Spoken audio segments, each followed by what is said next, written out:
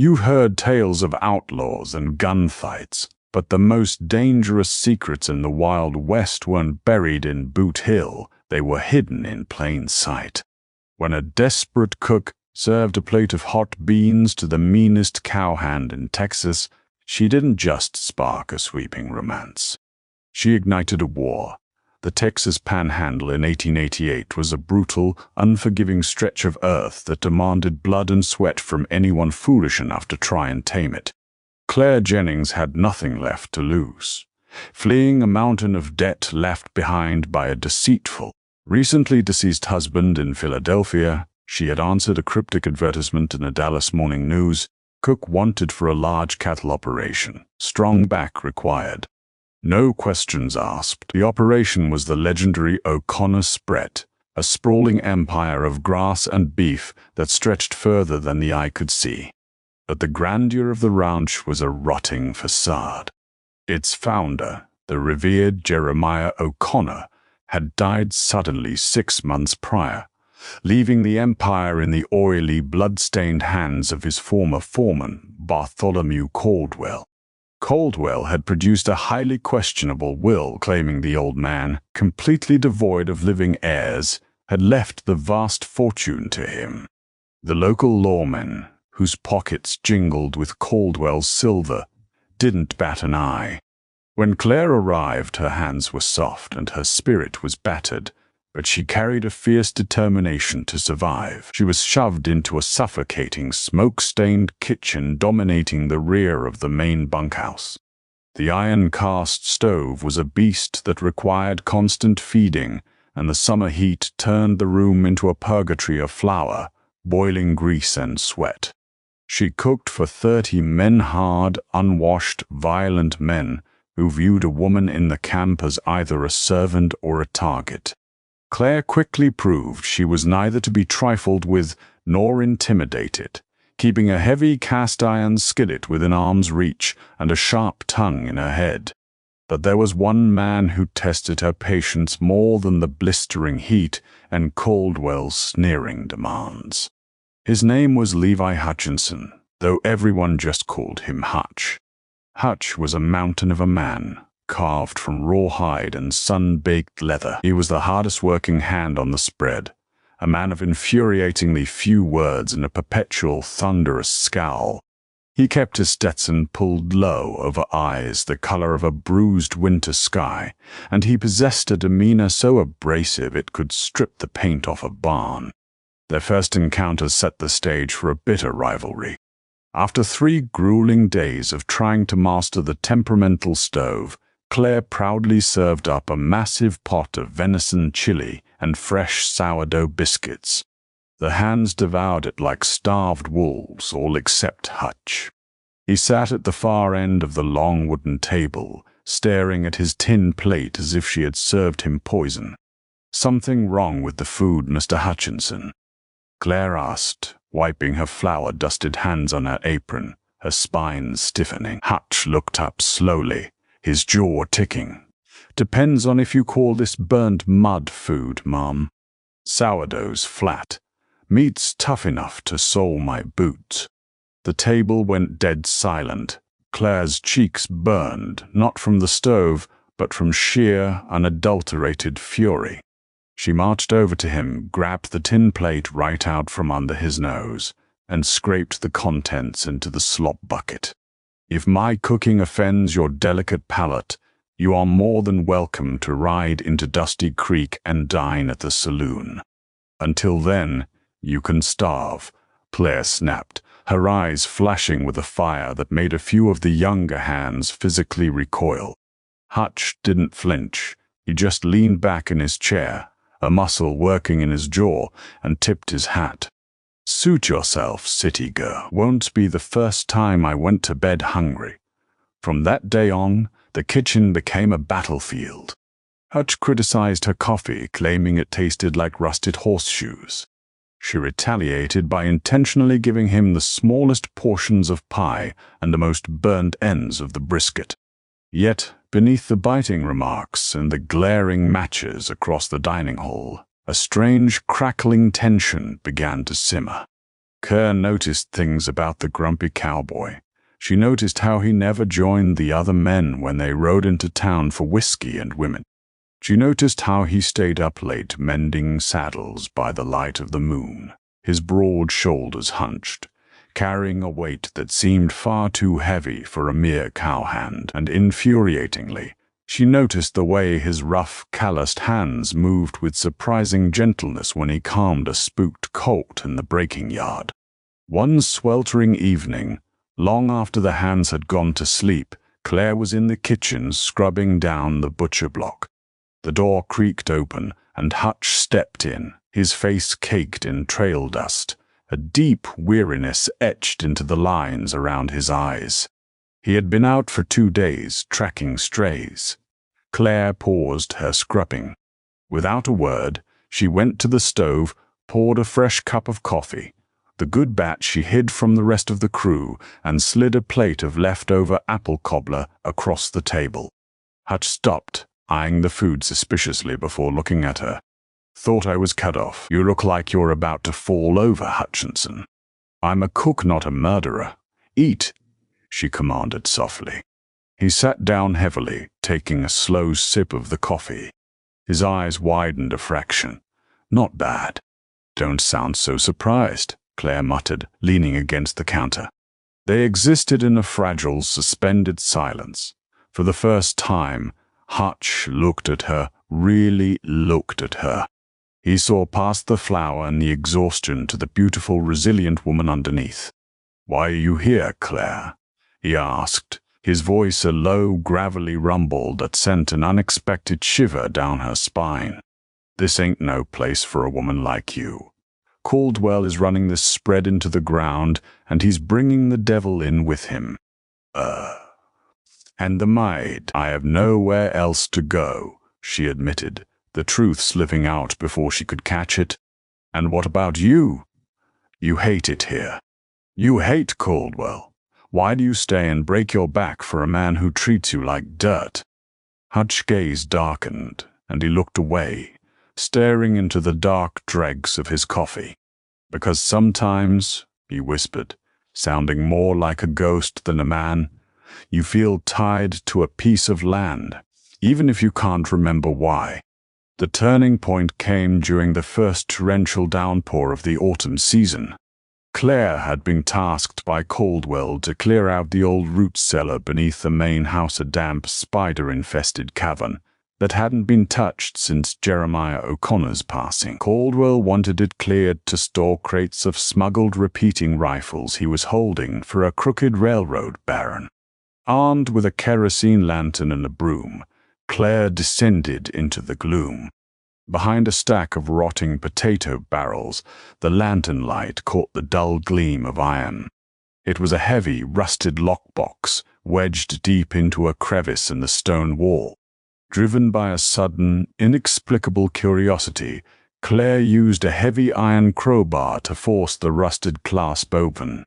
Inside, wrapped in oilcloth, were the personal journals of Jeremiah O'Connor.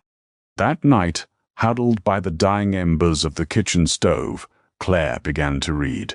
The journals painted a picture of a man vastly different from the hard-hearted cattle baron the local legends described. Jeremiah had been a deeply loving, broken-hearted father. 24 years ago, in the spring of 1864, Jeremiah's wagon had been caught in a devastating flash flood while crossing the Brazos River. His wife had drowned. His 4-year-old son, Winston, was swept away in the churning brown water. Jeremiah had spent a decade searching the riverbanks and native camps, eventually accepting the crushing reality that his boy was gone. But it was a specific entry that made Claire's breath hitch in her throat. Jeremiah had written about his son's unique identifiers, terrified that if he ever found the boy, the years would have changed his face too much. Poor little Will, the faded ink read. He bears the mark of my own foolish carelessness, a jagged crescent-shaped burn scar on his left shoulder blade from when he fell against the branding iron at age 3. And Lord, how he loved his mother's venison stew. She used to put dried huckleberries and a pinch of ground clove in it. He would eat until his little belly ached, making me sing "The Yellow Rose of Texas" to put him to sleep. Claire closed the book, her heart pounding a frantic rhythm against her ribs. 2 days later, chaos descended on the O'Connor spread. A massive thunderstorm spooked the northern herd, triggering a violent stampede. The hands rode out into the blinding rain, shouting and firing their pistols to turn the cattle. It was past midnight when the bunkhouse doors burst open. 4 men carried a limp, bloodied figure into the kitchen, laying him out on the massive wooden dining table. It was Hutch. A longhorn had gored his horse, throwing him into the mud before trampling him. He was unconscious, burning with a sudden fever from the filthy wound on his side, his breath coming in ragged, shallow gasps. "Boil water, Claire, now," one of the hands yelled, panic edging his voice. Caldwell stood in the doorway, a cigar clamped between his teeth, looking entirely unbothered. "If he dies, toss him in the lower pasture. I ain't paying for a coffin," the boss sneered before turning on his heel and walking out. Claire's hands shook, but she forced herself into action. She barked orders at the men, clearing them out of her kitchen so she could work. She grabbed her sharpest paring knife and began to cut away Hutch's ruined, blood-soaked shirt to access the wound on his ribs. As the wet fabric peeled away from his broad chest and back, Claire froze. The breath was punched completely out of her lungs.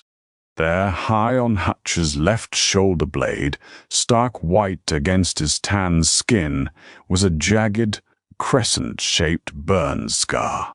The mark of my own foolish carelessness. Claire touched the scar with trembling fingers.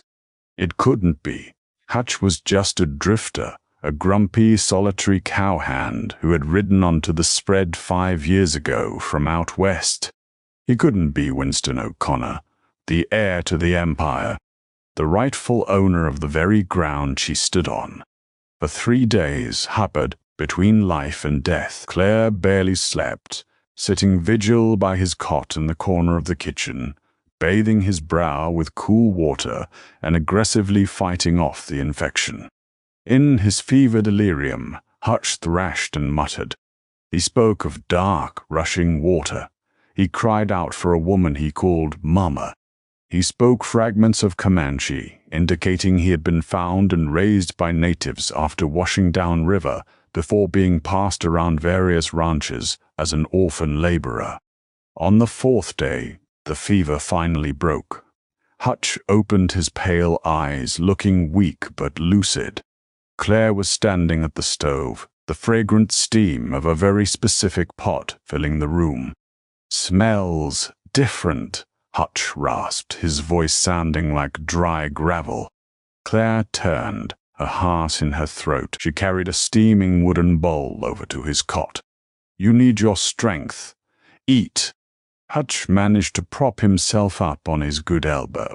He took the wooden spoon with a shaking hand and brought a mouthful to his lips. He swallowed. Suddenly Hutch froze. The spoon dropped from his hand, clattering against the bowl. His eyes, usually so hard and guarded, widened in absolute, terrifying shock. He stared at the bowl as if it were a ghost.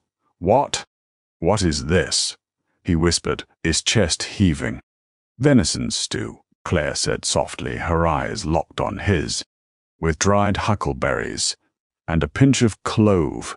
Hutch squeezed his eyes shut, a visceral shudder racking his large frame. Memories, violently repressed and buried under 20 years of trauma, survival, and dust, were violently clawing their way to the surface.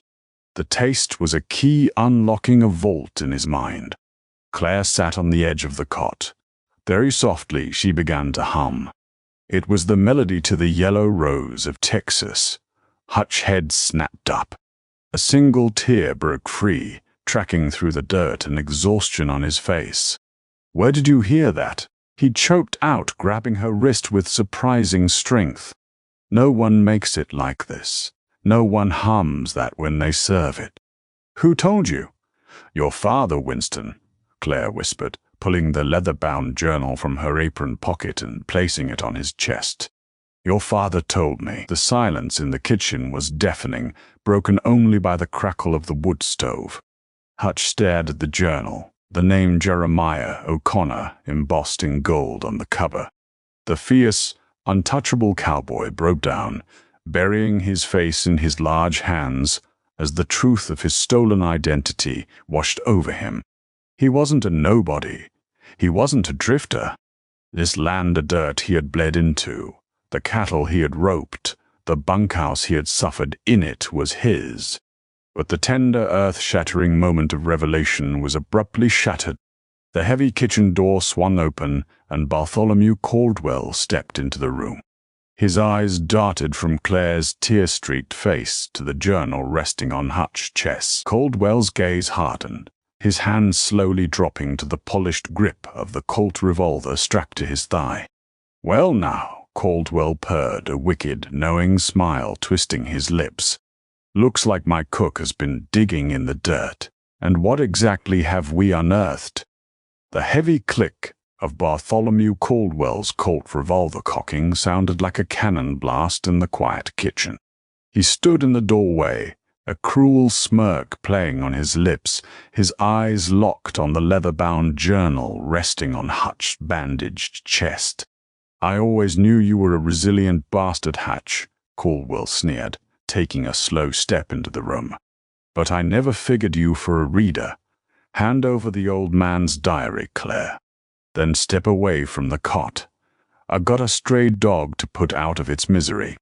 "Tie!" Claire's heart hammered against her ribs, but the paralyzing fear was instantly swallowed by a blinding, protective rage. She looked at Hutch, pale and defenseless, and then at the heavy cast-iron skillet resting on the stove, still filled with searing hot bacon grease from the morning's rations.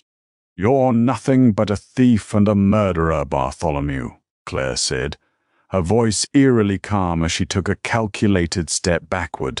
"And you're just a cook who stuck her nose where it didn't belong," Caldwell snapped, raising the gun to aim squarely at Hutch's head. "Last chance, city girl." Claire didn't hesitate.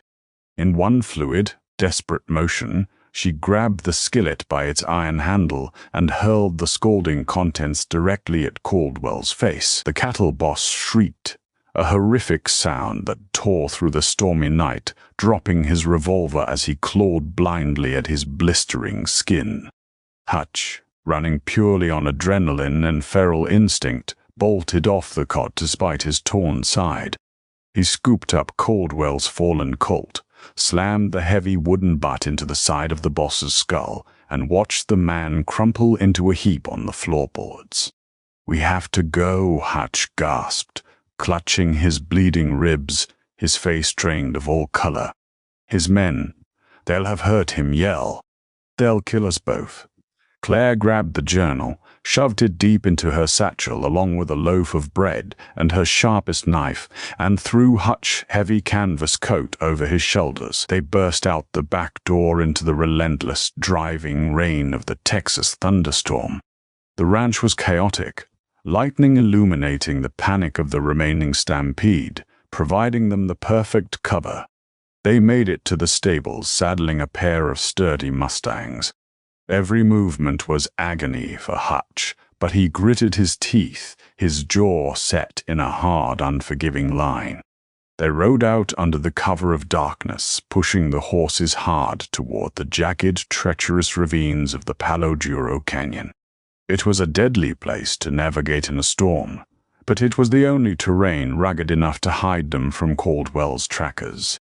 The 2 grueling days they survived in a shallow sandstone cave overlooking the prairie-daubed town fork of the Red River. Claire proved her worth tenfold, foraging for prickly pear fruit and using strips of her own petticoat to repack Hutch's wound with poultices made from wild yarrow to stave off the infection.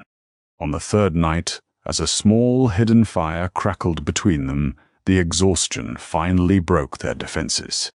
Hutch watched Claire across the flames, her face smudged with soot her hair a wild tangle. She had never looked more beautiful to him. "You should have left me," Hutch murmured, his voice a low, rough rumble. "Caldwell has the local sheriff in his pocket, a woman like you.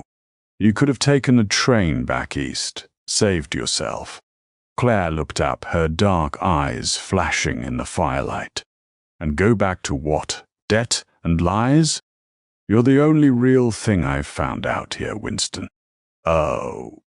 Hearing his true name spoken aloud made Hutch breath hitch. He reached across the fire, his large calloused hand gently wrapping around her blistered fingers.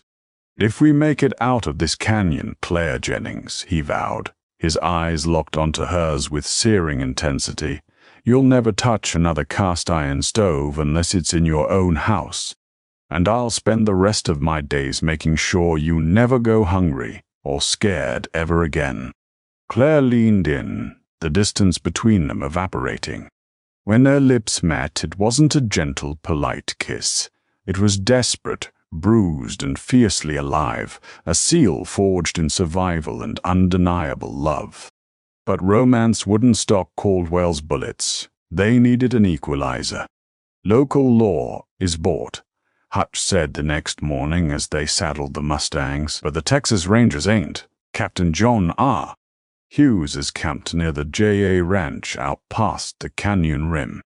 He's a hard man, but an honest one, and he knew my father. If anyone can look at this journal and believe us, it's him." Captain John R. Hughes of the Frontier Battalion was a legend, a tall, imposing figure with ice water in his veins and a reputation for ruthless justice. When a battered cowboy and a dirt-stained cook rode into his camp demanding an audience, his men nearly turned them away. But Hutch wouldn't be denied. Inside the Rangers' canvas tent, Hughes meticulously examined the weathered pages of Jeremiah O'Connor's journal. He ran his thumb over the faded ink, his stern face unreadable. Finally, he looked up, his piercing gaze locking onto Hutch. "Take off your shirt, son," Hughes commanded quietly. Hutch complied, turning his back to reveal the jagged, crescent-shaped burn scar on his left shoulder blade. Captain Hughes let out a long, slow breath, leaning back in his chair. "I rode with Jeremiah in '64, when the Brazos flooded," the ranger said softly, a rare hint of emotion in his eyes. "We dragged the river for 2 weeks looking for you, boy. Jeremiah never forgave himself. He died of a broken heart long before his body gave out. And you say Bartholomew Caldwell holds the deed now?" "He forged a will," Claire interjected fiercely. "And he tried to murder Winston to keep it quiet." Hughes stood up, buckling his gun belt. "Saddle up, boys," he yelled to his deputies outside. "We're riding for the O'Connor spread. It's time to take out the trash." They arrived at the O'Connor Ranch at dawn 2 days later. The storm had passed, leaving the Texas dirt smelling of sage and wet iron. A contingent of 8 heavily armed Texas Rangers spread out, forming a perimeter around the main courtyard. Hutch rode at the front beside Captain Hughes, with Claire close behind. Caldwell stepped out onto the expansive wraparound porch of the main house.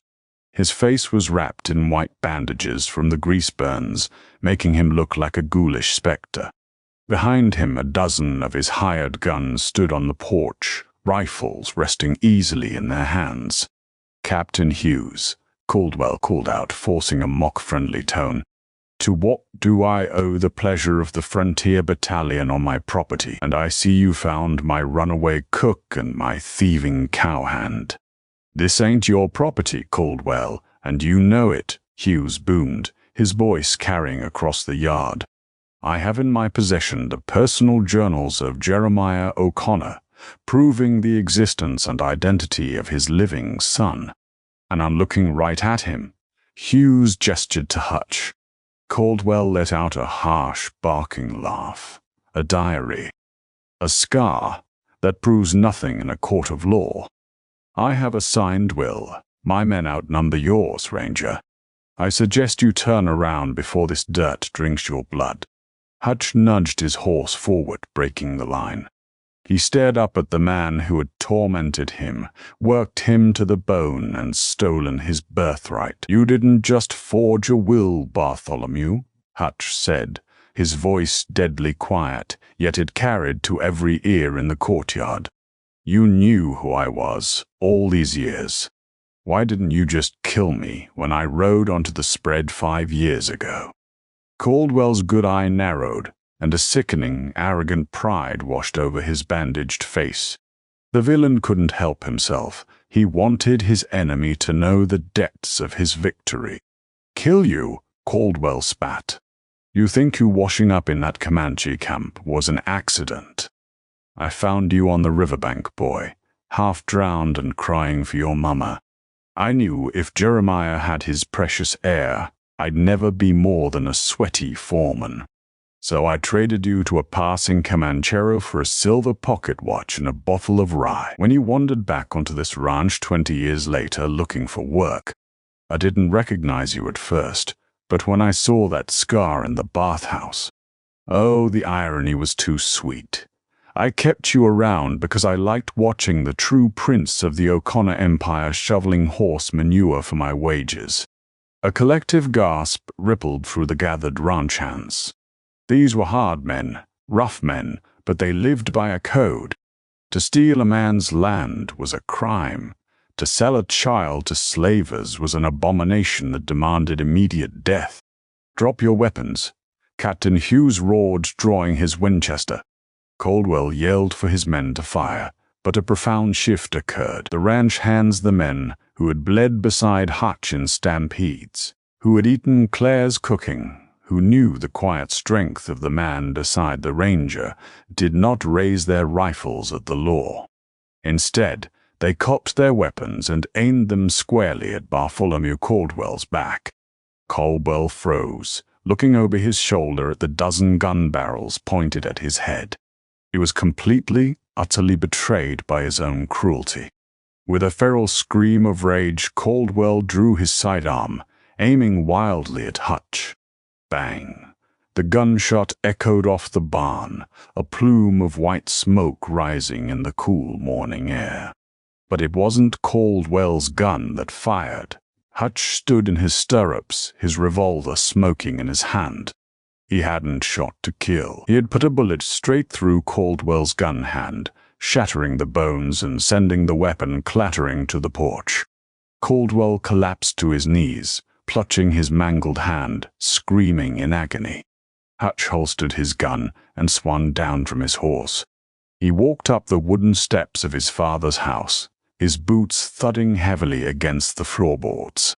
He stood over the sobbing, broken man who had stolen his life. "You belong in a cage, Bartholomew," Hutch said coldly. "Captain Hughes, get him off my land. Let him rot in the Huntsville penitentiary until the devil calls him home." As the rangers dragged a weeping Caldwell away in irons, the courtyard fell silent. The ranch hands slowly lowered their weapons, removing their hats in a collective silent show of respect to the true master of the O'Connor spread. Hutch turned away from the yard and walked back down the steps to where Claire stood waiting. She had dropped the reins of her horse, her eyes shining with unshed tears of relief and joy. He didn't say a word. He didn't have to. Winston O'Connor pulled Claire Jennings into his arms, burying his face in her dark hair as the morning sun broke over the Texas horizon, bathing their reclaimed empire in a brilliant golden light. Claire had come to the frontier looking for an escape, and she had cooked a meal that altered destiny. She was no longer just the cook for the grumpy cowboy. She was the heart of the O'Connor ranch, standing side by side with its rightful heir, ready to build a new legacy from the ashes of the old. Did this tale of frontier justice and slow-burn romance leave you breathless? If you loved watching Claire and Hutch reclaim their stolen empire, hit that like button and share this story with fellow Wild West fans. Don't forget to subscribe for more thrilling real-life historical dramas hidden in the dust of the frontier. What secrets should we uncover next? Let us know in the comments below.